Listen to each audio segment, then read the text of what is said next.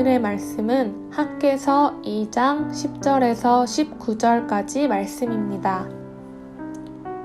다리오 왕 제2년 9째 달 24일에 여호와의 말씀이 선지자 학개에게 임하니라. 이르시되 만군의 여호와가 말하노니 너는 제사장에게 율법에 대하여 물어 이르기를 사람이 옷자락에 거룩한 고기를 쌌는데 그 옷자락이 만일 떡에나 국에나 포도주에나 기름에나 다른 음식물에 닿았으면 그것이 성물이 되겠느냐 하라.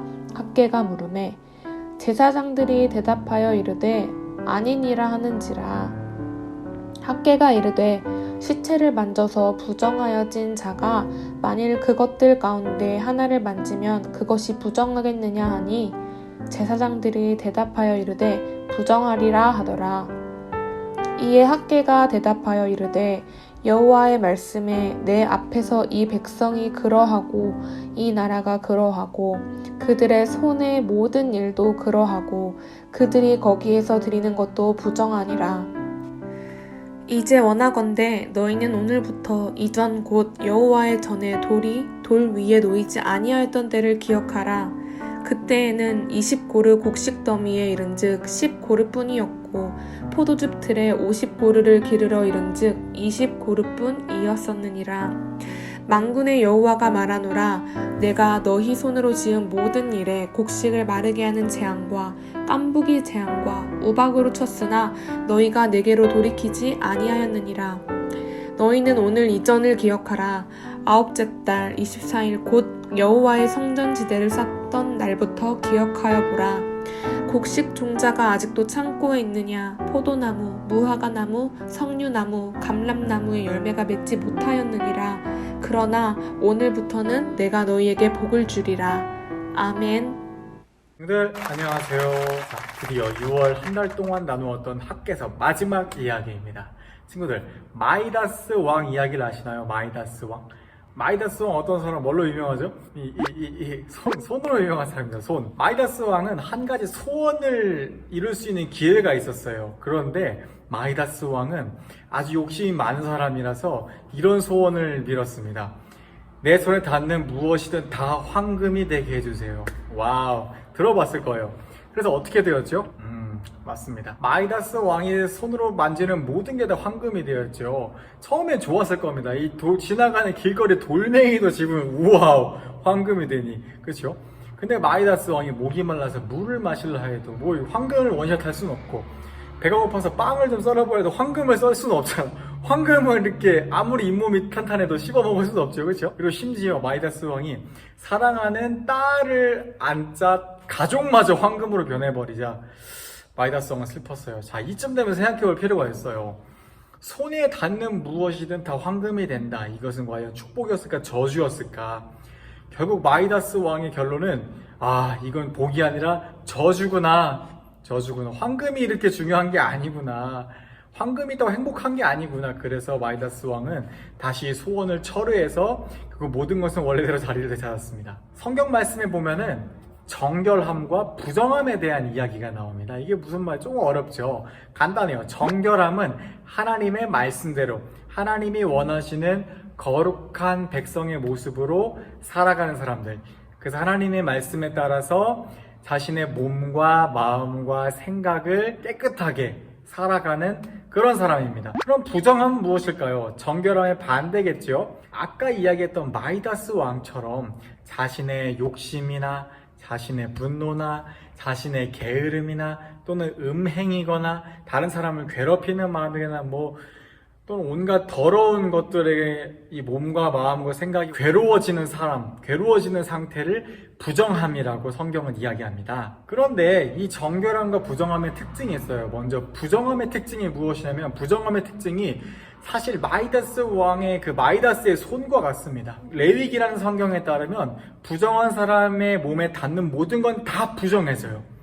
부정한 사람이 만지는 것도 부정해지고, 부정한 사람과 부딪혀도 부정해지고, 부정한 사람과 닿아도 부정해집니다. 그럼 반대되는 정결함은 어떻게 해야 될까요? 손에 닿기만 부정하면 대체 어떻게 정결해지는가? 간단합니다.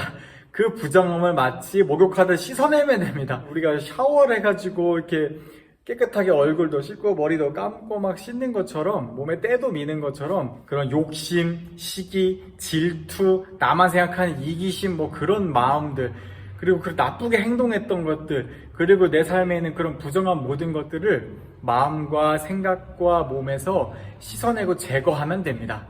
그래서 부정함을 제거하는 방법은 간단합니다. 첫 번째, 우리가 살아가는 일상 속에서 몸과 마음과 생각의 부정함을 제거한다. 이게 먼저입니다. 살아가면서 내가 친구에게나 다른 사람에게 정말 이 부정한 마음으로 나쁘게 행동한 것들이 있다면은 이기적인 마음으로 막 나만 그런 게 있다면은 먼저 사과하면 됩니다. 다시 그렇게 행동하지 말아야 돼요. 다른 사람들을 괴롭게 하거나 다른 사람들 힘들게 한 일이 있다면은 먼저 용서를 구하고 먼저 하지 말아야 됩니다.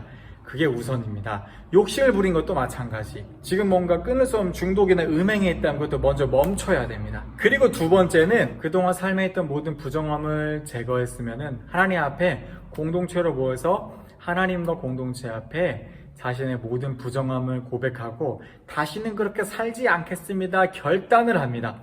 하나님과 하나님의 공동체 앞에서요. 그러면은 하나님의 말씀으로 이제 부정함이 씻겨지고 정결하게 되었다 하는 정결함이 선포됩니다. 그럼 비로소 정결해지는 거예요. 그런데 이스라엘 백성은 옛날에 아주 먼 옛날에 오해를 했어요. 우리가 아무리 부정하게 살아도 하나님의 성전이 우리 가운데 있고 하나님이 우리 가운데 있으니 우린 부정할 수가 없는 거룩한 백성이다. 그래서 이스라엘 백성들은 착각을 했어요. 삶에서 먼저 부정함을 씻지 않아도 내가 지금 나쁜 짓 하는 고치지 않아도 성전에 나가서 하나님 앞에 제사만 드리고 예배만 드리면 자신들이 다 정결해지는 줄 알았어. 근데 성경은 절대 그렇게 얘기하지 않습니다.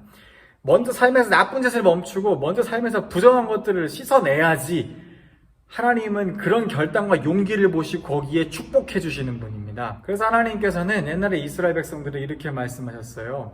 아무리 너희가 예배를 잘 드리고 아무리 너희가 회개를 할지언정 너희 손에는 여전히 부정함이 씻어내지 않아서 다른 사람들의 눈물과 피가 가득한데 어떻게 너희가 정결하게 되겠느냐. 하나님은 이렇게도 말씀하셨습니다. 오늘 학교에서 마지막 말씀을 보면은 하나님은 2장 14절에서 이스라엘 백성들에게 너희가 부정한 백성이다 하고 말씀하세요. 이스라엘 백성들이 부정한 이유는 가장 큰 이유는 하나입니다. 바로 그들 가운데 성전이 없어서요. 성전을 짓지 않아서 부정한 걸까? 단순히 건물을 짓지 않아서가 아닙니다. 아까 정결하게 되는 법 두 번째는 바로 하나님 앞에 공동체로 모여서 부정함을 고백하고 하나님 말씀 앞에 모이는 거라 그랬어요. 결단하는 거라 그랬습니다.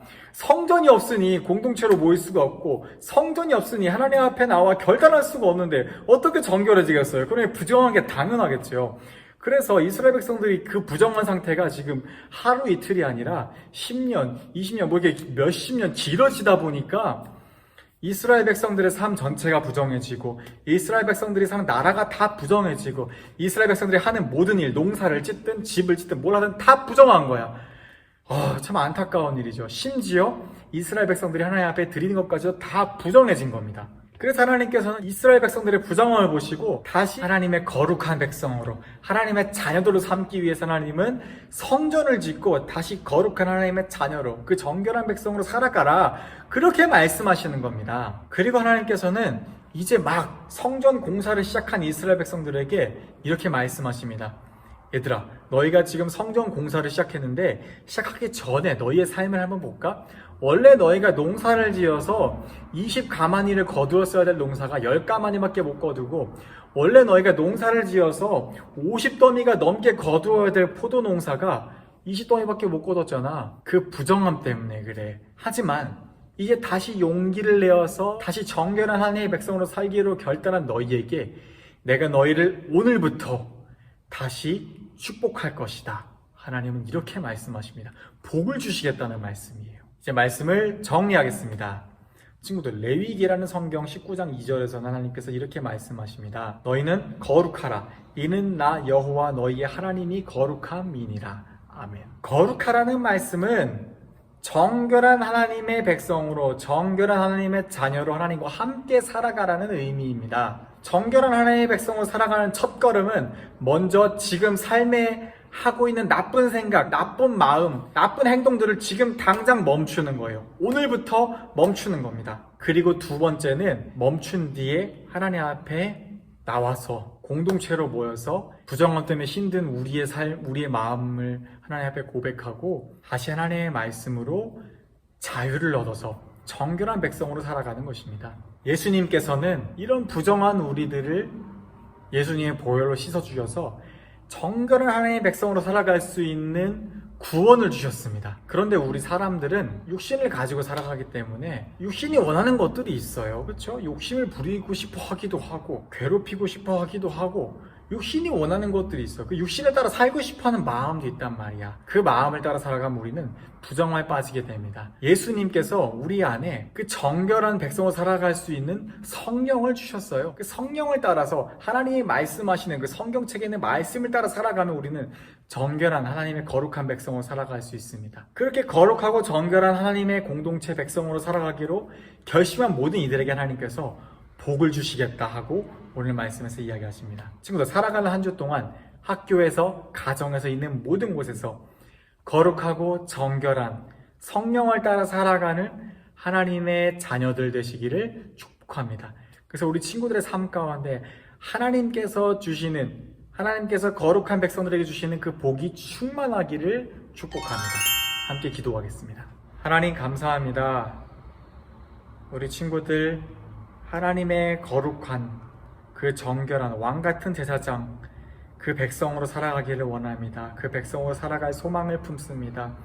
지금 우리 친구들의 삶 가운데 그런 부정한 모습들이 있다면 하나님, 우리 친구들이 용기를 내어서 결단할 수 있는 마음을 주시고 하나님 앞에 공동체로 모여서 예배로 모여서 자신의 부정함을 내려놓고 다시 정결함을 얻을 수 있도록 주님이 인도하여 주셔서 한 주 동안 우리 친구들의 가정과 학교와 있는 모든 곳에서 그런 축복이 있기를 원합니다. 그렇게 결단하는 우리 친구들에게 하나님 복을 주시고 하늘의 복으로 인도하여 주셔서 감사합니다. 사랑하는 예수님의 이름으로 기도드립니다. 아멘. 주님의 기도를 드리겠습니다. 하늘에 계신 우리 아버지, 아버지의 이름을 거룩하게 하시며 아버지의 나라가 오게 하시며 아버지의 뜻이 하늘에서와 같이 땅에서도 이루어지게 하소서. 오늘 우리에게 일용할 양식을 주시고 우리가 우리에게 잘못한 사람을 용서하여 준 것 같이 우리의 죄를 용서하여 주시고 우리를 시험에 빠지지 않게 하시고 악에서 구하소서. 나라와 권능과 영광이 영원히 아버지의 것입니다. 아멘. 하나님께 영광의 박수 돌리겠습니다. 할렐루야. 친구들, 광고입니다.